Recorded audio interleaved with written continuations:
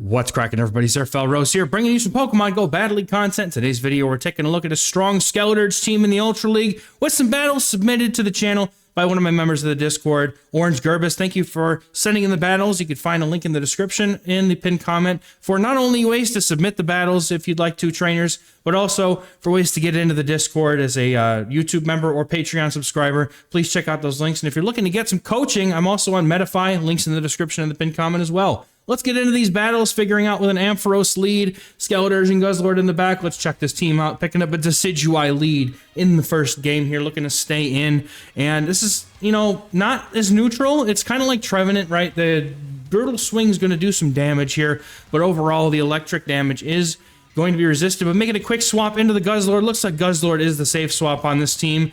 Looking to draw out those fighters or fairies, maybe give Skeledirge or Ampharos the ability to farm down here afterwards. So we're going to see the Poliwrath come in. Going to just no-shield everything here. Makes a lot of sense. Opponent probably just goes for Icy Winds and farms down, which is, you know, what I would expect. Now, going for the Brutal Swing here, or the Crunch, maybe just going for like a last-second attempt at a defense drop. But otherwise, you do typically want to go for that Dragon Claw because Dark is resisted by fighting. But now Ampharos comes in, the opponent just not doing anything. I'm not really sure what that was all about. Trainer, you could have got to a move or something. What's going on?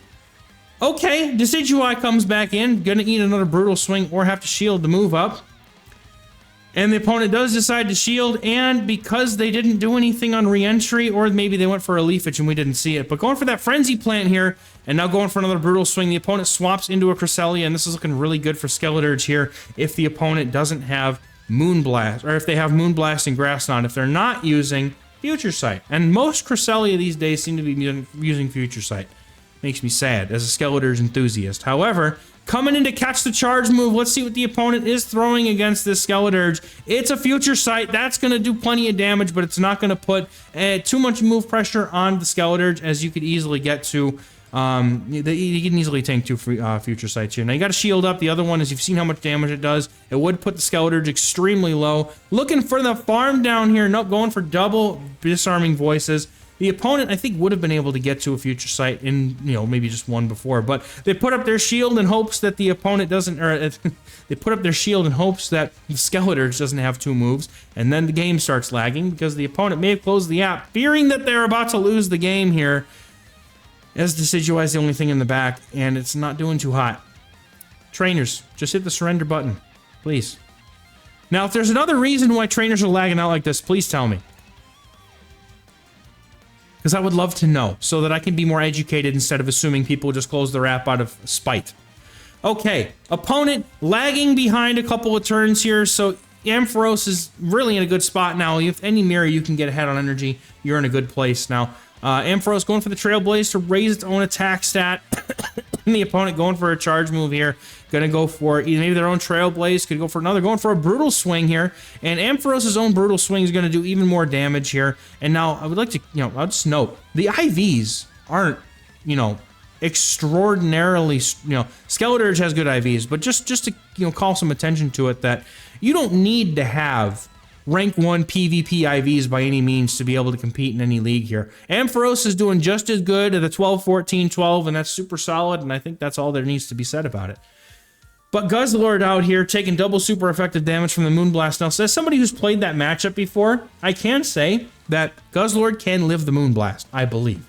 And I don't think it's IV dependent either. I have been on the receiving end of a Moonblast, and it was like 90-something%, but because of the Psycho Cuts being double resisted, the Guzzlord has been able to survive. But instead, putting down both shields, leaving with a very healthy Guzzlord, and the best response the opponent has to this is Giratina Altered, which is not going to be a good answer. Now, going for another Crunch, probably trying to get that early debuff, you know, maybe out of luck or something, but being able to take care of this Giratina now before the Skeledirge comes in, ideal. Going for the move right away. Would have liked to see one fast move being thrown here, just because that gives you the opportunity to get good timing in. You get an extra fast move for it. Opponent coming in with the Ampharos, looking to get that KO with the charge move. What are they going to throw here? Opponent going for the Brutal Swing. Not, oh, it is enough. But now Skeledirge gets to come in and eat another Brutal Swing as well. The opponent had a lot of energy, apparently.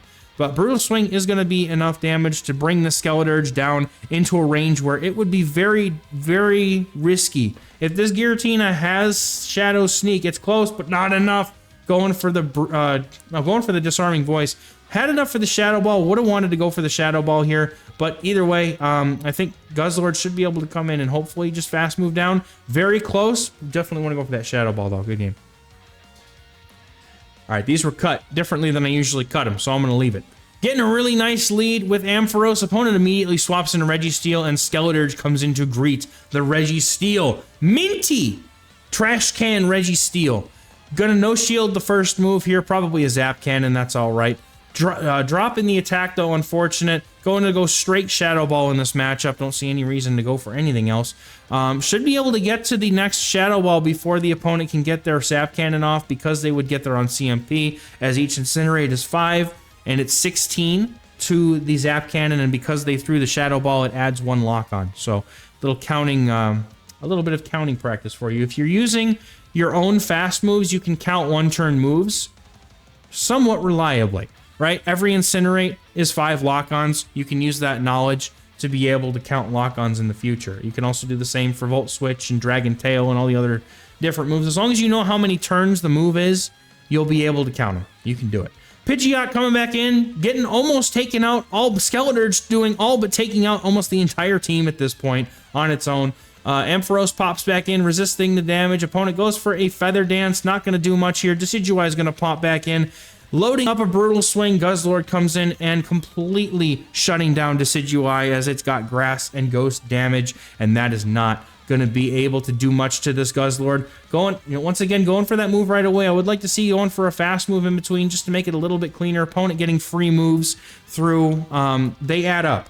One here and there may not seem like much, but if you think about it, every time you let one of those moves through. Oh, they have Brave Bird. That's extremely risky. Good game. Oh my goodness.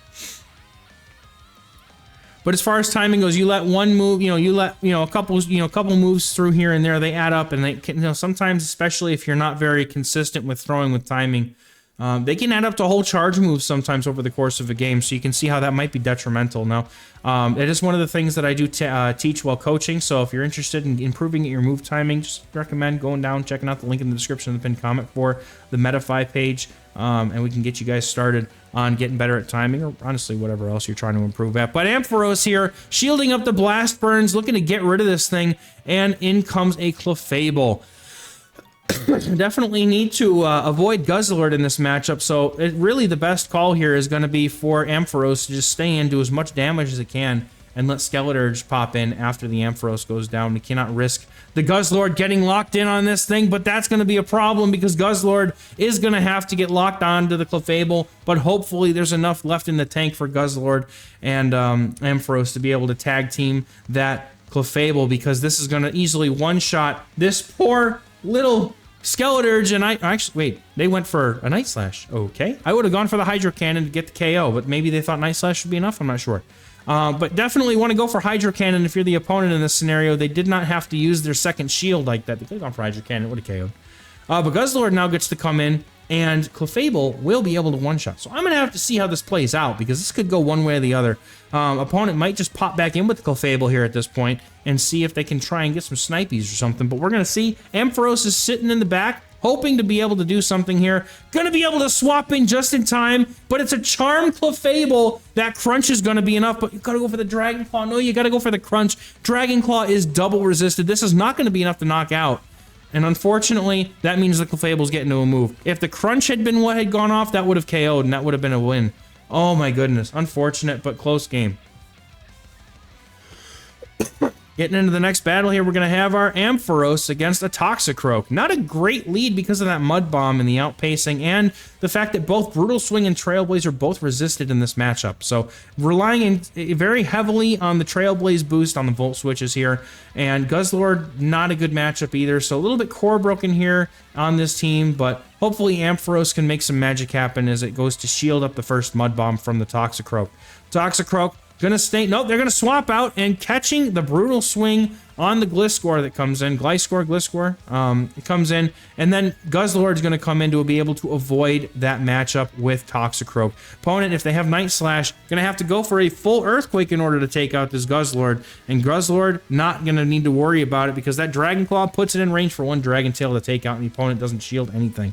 So here comes Toxicroak, and here's the problem. Unless they have Dynamic Punch, this is not a good matchup aside from those counters. Mud Bomb's not doing too much. Those counters do add up, but going for the Dragon Claw here on suboptimal timing, but you know, you just want to get the move off in this situation and force a shield perhaps.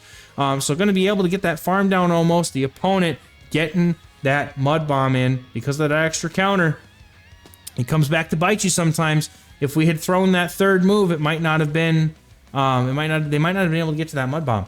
So opponent comes in with a Shadow Staraptor, some absolute spice in this meta, and they're going for the Fly. Fly's going to do some solid damage, but not going to be enough to knock out, and the Skeledirge goes straight for the Disarming Voice, and then Ampharos pops in to start doing super effective damage with those Volt Switches. Looking to go for the Brutal Swing, but the Staraptor outpaces to the move, shielding up once, going to go for the Volt Switch down, and any one move here is going to knock out the Toxicroak, and the opponent knows it. Good game. Getting into the next battle, Cresselia on the lead. The whole team has some play here, and it's Confusion Cresselia. And this is honestly not a bad time for Guzzlord to be popping in here, just because of the fact that those Confusions take significantly longer for Cresselia to get to its moves, especially that Moonblast. Now, opponent going for a Confusion and commits to a charge move. Do they have the Future Sight? No, it's just a Moonblast. Moonblast not going to do too much damage in this matchup, and then they swap into Skeledirge. Now, Skeledirge, this entire thing devolves around who's going to land the Shadow Ball. And Orange Gerbus goes ahead and shields up his Skeledirge. The opponent baits here and then immediately goes for the Shadow Ball. So we're going to see if the opponent shields back in kind. This could be bad. Yeah, they shield and then going for Disarm. Huh? Trainer, no. It's a Fire type. You don't go for Disarming Voice, or you want to go for that Shadow Ball. The opponent still shields it because they weren't counting Incinerates. Oh my goodness. What is happening? I don't know what's happening. And he no-shields the Disarming Voice. What a Giga Chad play. Going in the head of his opponent saying, you're going to shield this, and I'm not shielding nothing. Taking out the Skeledirge and can get to... No, you're not going to be able to get to the move. Unfortunately, has to settle for the Disarming Voice instead of being able to get to that Shadow Ball. But Ampharos has the Brutal Swing and has some energy loaded. Can get to this move here before the opponent can get to theirs. Is at the CMP tie, or CAP tie, Charge Attack Priority Event. As I'm supposed to, I guess we're supposed to call. Oh, there's a Virizion in the back. Oh, no. Don't go for the Crunch, Trainer. It's resisted. Don't go for the Crunch. Don't do it. Opponent goes for, Stone Edge. The opponent must not have Sacred Sword. They must have the secret tech Stone Edge Leaf Blade, which I think I recommended that to trainers earlier in the season. So that's actually really interesting to see that. I'm sure they didn't get the idea from me, and if they did, that's awesome. But yeah, no, letting that go. Hopefully Ampharos can get to enough energy here to get to a charge move, because those those Leaf Blades are going to hurt, but should be able to get to one more move if the opponent didn't massively overfarm. Going for that Leaf Blade, there's the other move. Going for the Brutal Swing, doesn't matter how resisted this is, it's going to be enough damage to take out this Virizion, and it's going to close this game out. Good play, good game, well played. Getting into the next battle here, we got Ampharos on the lead versus a Venusaur. Not a great lead. I think this is where you want to pivot out into that Guzzlord here, if that's the designated save swap. Opponent going to come in with a Fairy. It's a Charmed Clefable. Why is there so many Charmed Clefables? Trainers, don't you know that Fairy Wind is so much better for Clefable? Goodness. This is a situation where you bring in the Skeledirge and just really take advantage of the resisted damage. Try to come out with a huge amount of energy here. Now, gonna no-shield the opponent's charge move, probably the Moonblast. No, it's the Meteor Mash, the non-stab Meteor Mash. They did the Monster Mash. Gonna go for a full farm down. Unfortunately, this poor Skeledirge has already been taken out almost all the way out, but the opponent has Greninja in the back. Now, this is gonna be difficult because I already forgot what the lead was, but I know it wasn't great. Opponent gonna come in, yep, okay, it was the Venusaur. All right. So Venusaur and Greninja. Greninja's looking pretty low. If we could get the shields off of this Venusaur, there's an opportunity for Skeledirge to be able to flip this game around. Now, we're going to have to see what the opponent decides to do here, as they're over farming by quite a lot. Venusaur needs to get up to several Frenzy Plants in order to KO, and they're just letting the moves go, putting all of their faith into the Greninja to win this game. But I think Orange Gerbis is now... No, maybe not. Maybe I thought he was going to put his faith into the Ampharos. Ampharos doing fine here, though, going for a charge move. If this gets shielded, I think that Venusaur is at 1 HP. It will KO through the shield, because for those who don't know... Okay, well, never mind. I was going to say that any damage that goes through a shield does 1 HP's worth of damage. So if your opponent has 1 HP and they shield a move, they get taken out, which is huge.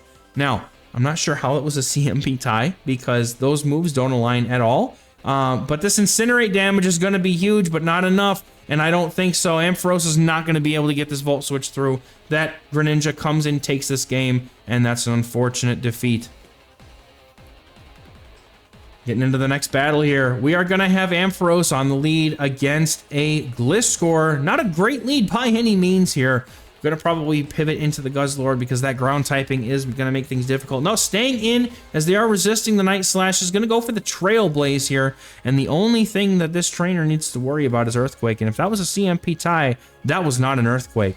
Earthquake, I do believe, is at 9 wing attacks, if I'm not mistaken, and I think Orange Gerbis knows it. He's going to go ahead and let this go. It's just a Night Slash. Nice read there by the opponent, knowing that they didn't get to the move. Trainers, if you are going to threaten with your big move, you have to at least build up to the energy. There are trainers who know how to count, and I don't mean that in like a mean way, but like, you know, if you're opposing me and your Gliscor only gets up to 8, and I know it's 9 for the Earthquake, it's very easy to determine that it's not actually going to be an Earthquake. So if you're going to try to threaten that shield, it's always better to just try to go straight for the energy that you need. Even if it puts you at a slight disadvantage, there's no reason to bait like that.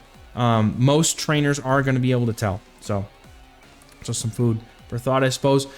In comes a Verisian. Oh, trainer. That Skeledirge is sitting back there licking his chops, thinking about how juicy a Verisian taco would be today. A Verisian taco. That's exactly what the doctor ordered. And the opponent's going to go for a charge move to try and take out this Guzzlord before it can get to another move. Leaf Blade going to be just enough to take it out, but Skeledirge getting those tortillas ready. Come on out, buddy. Here comes the Skeledirge. This Incinerate's going to do a ton of damage. Orange Gerbis respecting a Stone Edge here, and the opponent has it. I guess they're all just running. I guess they're all just running it now. Excuse me. But this Night Slash is going to do some decent damage, but I don't think that they're going to be able to get to enough damage to be able to KO here. And the Ampharos comes in to absorb energy, able to get to one more Incinerate, and then, honestly, it's just a fast move down. Skeledirge genuinely just needs to be able to get to the opponent under charges to try and give their Verisian some extra farm to get to that Stone Edge against the... they're trying to get to that Stone Edge. That could be fatal here. Skeledirge needs to come in and land one Incinerate, and I don't know if they're going to be able to do it unless they have energy. They have the energy, getting both shields with the Ampharos. Never mind, I'm a bozo. But that play by the opponent was the right call. They absolutely needed to get that Stone Edge to win. Getting into the next battle here, we're going to have Ampharos on the lead versus an... What? Huh? Monkey time! Johnny Bravo's out here telling me to do the monkey with him. We got an Oranguru on the lead, and the opponent goes into a Steelix. Now, this is awkward, because Skeledirge, while it does do super effective with those Incinerates, I don't know if the Shadow Ball is going to... Like, the opponent's just going to go, like, for Breaking Swipe, and they're just going to start going to get... I'm sure the debuffs are 100%... Psychic Fangs, never mind, I'm out of my mind. Going for one Incinerate, and then the move would be the proper timing here. Actually, yeah, and going for 2 is proper timing. What do you know about that? I'm a bozo. I'm supposed to know move timing. Oh wait, no. Going for 1 is proper timing, because then they get to the 4th. See, I'm unraveling live on YouTube right now. You can all see it's all falling apart. My knowledge is gone. I don't have any left.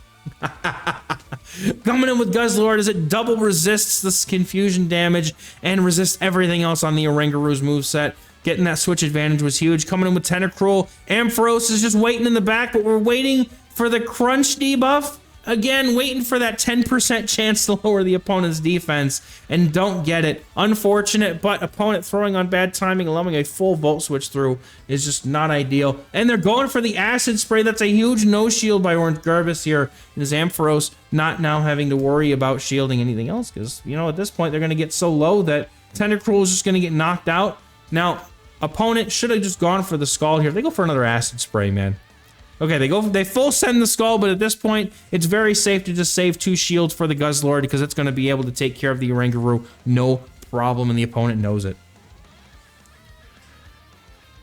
Getting into the next game here, we've got XehrFelrose on the lead versus Jellicent. A fantastic lead as you have 2 strong answers to this Pokemon, and the opponent is staying in, which tells me that they don't have a strong answer to the XehrFelrose here at all. Going for the super effective Trailblaze to increase and ramp up that damage, and the opponent shields it. Now, I'm not sure how that was a CMP tie because Jellicent technically should have gotten to the move here, but I guess there was a 1-turn lag in there somewhere, but I guess that's okay. Going for 2 Volt Switches here, proper timing, going for that Brutal Swing, gonna force the shield, they're gonna do a ton of super effective damage. The opponent has to settle for a Surf here as they get taken out by this Volt Switch after the charge move resolves.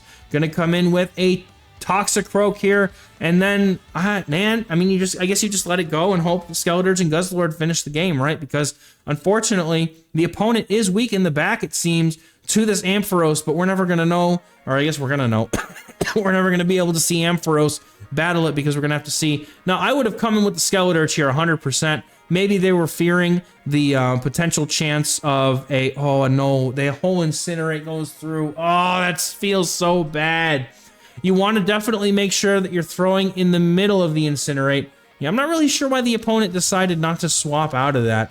Skeledirge really isn't an awful thing to have into XehrFelrose. I mean, I guess you got to deal with Brutal Swing, but it's really not that bad. It certainly wasn't worth sacrificing Jellicent. Opponent gets absolutely demolished, though, as their Skeledirge gets one-shot by the Shadow Ball, and the opponent's Toxicroak gets their own Shadow Ball off. It's a Shadow Ball fiesta. And it doesn't matter because that's going to take out the opponent's Toxicroak. It's going to be a good game. Very well played. Some really strong, exciting games. Pulling out a 5-0 to finish that one off. Very fun games here. Once again, Orange Garbus, we appreciate you sending in these battles. It was very exciting to watch.